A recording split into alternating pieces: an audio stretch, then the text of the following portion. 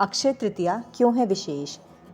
हिंदू पंचांग के मुताबिक वर्ष के दूसरे महीने वैशाख के शुक्ल पक्ष की तृतीया तिथि अक्षय तृतीया कहलाती है। इस तिथि पर किए गए दान धर्म का अक्षय यानी कभी नाश न होने वाला फल व पुण्य मिलता है। इसलिए यह सनातन धर्म में दान धर्म का अचूक काल माना गया है। इसे चिरंजीवी तिथि भी कहते हैं क्योंकि यह तिथि 8 चिरंजीवियों में से एक भगवान परशुराम के जन्म की तिथि भी है। हिंदू धर्म मान्यताओं में किसी भी शुभ कार्य के लिए साल के स्वयं सिद्ध मुहूर्तों में से आखा तिथि भी एक है। मान्यताओं के अनुसार अक्षय तृतीया तिथि को ही सतयुग और त्रेता युग का प्रारंभ हुआ था, द्वापर युग का अंत हुआ था और अक्षय तृतीया को ही कलयुग का प्रारंभ हुआ था। इसलिए इसे युगादि तिथि भी कहा जाता है। इस दिन किसी भी मुहूर्त में विवाह, सगाई, मुंडन आदि शुभ कार्य किए जाते हैं। ऐसा माना जाता है कि अक्षय तृतीया के दिन किए गए काम कई गुना फल प्रदान करते हैं। इस दिन सोना खरीदने का खास महत्व है। अक्षय तृतीया को लेकर काफ़ी सारी पुरानी कहानियाँ मौजूद हैं। अगर हिंदू धर्म की बात करें तो सबसे अधिक अक्षय तृतीया की कथा प्रचलित कहानी धर्मदास नामक एक वैश्य की है। वैश्य होते हुए भी धर्मदास हिंदू धर्म में विश्वास रखता था। उनकी देवों और ब्राह्मणों में काफ़ी श्रद्धा थी। इस वैश्य ने अपने कर्मों को सुधारने के लिए एक दिन गंगा में स्नान किया और विधि पूर्वक पूजा करके और अपना सब कुछ दान दे दिया। इसके बाद अगले जन्म में यह वैश्य एक महान राजा बना। यह भी कहा जाता है कि यही राजा अगले चंद्रगुप्त के रूप में पैदा हुआ। इसी प्रभाव के कारण हिंदू धर्म में अक्षय तृतीया मनाई जाती है। इसके अलावा यह भी कहा जाता है कि इस दिन भगवान विष्णु के संहारक ब्राह्मण अवतार यानी कि भगवान परशुराम का जन्म हुआ। अक्षय तृतीया को कई प्रदेशों में परशुराम जयंती के रूप में मनाया जाता है और मेलों व महोत्सव का आयोजन किया जाता है। जैन धर्म की बात करें तो जैन धर्म में पहले तीर्थंकर ऋषभदेव ने इस दिन एक साल के उपवास के बाद पारणा किया था। वह पारणा करने में इसलिए असमर्थ रहे क्योंकि किसी भी व्यक्ति को यह ज्ञान नहीं था कि जैन साधु को क्या बहराया जाता है।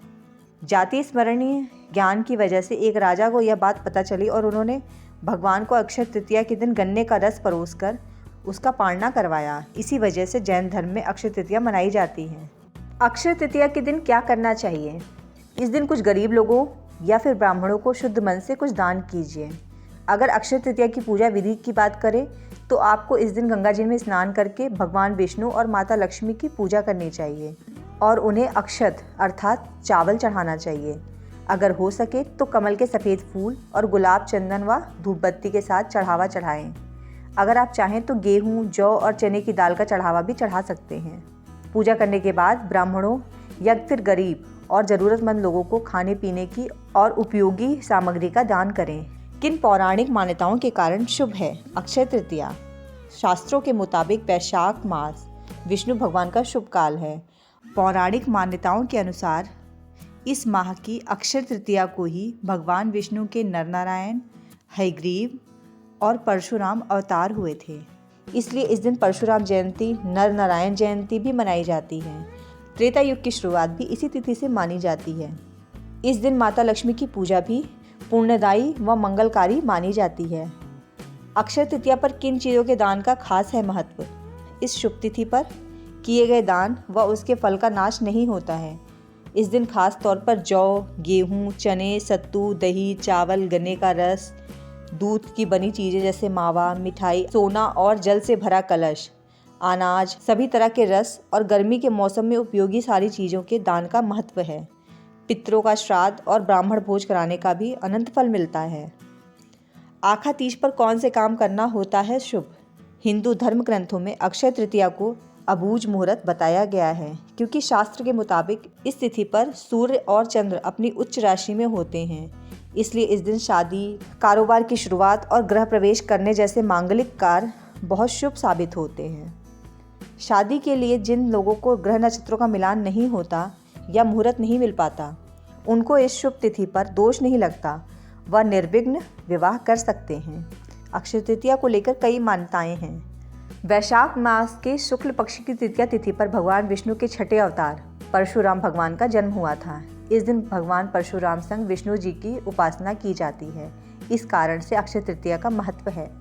राजा भगीरथी की हजारों वर्षों की कठोर तपस्या के कारण माँ गंगा स्वर्ग से धरती पर आई थी, इसलिए इस दिन का विशेष महत्व होता है।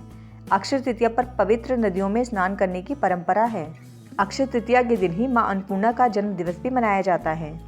विधिवत इस दिन पूजा और भंडारे का आयोजन किया जाता है। अक्षय तृतीया शुभ तिथि पर ही महर्षि वेद व्यास ने महाभारत जैसे महाकाव्य लिखना आरंभ किया था, इसलिए इस दिन का विशेष महत्व है। बंगाल प्रांत में इस दिन भगवान गणेश और माँ लक्ष्मी की विधिवत पूजा करके व्यापारीगण नए तरीके से लेखा जोखा की किताब का आरंभ करते हैं।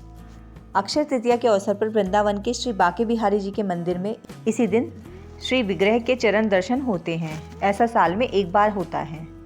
ऐसी मान्यता है कि इस दिन नर नारायण ने भी अवतार लिया था। स्वयं सिद्ध मुहूर्त होने के कारण सबसे अधिक विवाह इसी दिन होते हैं।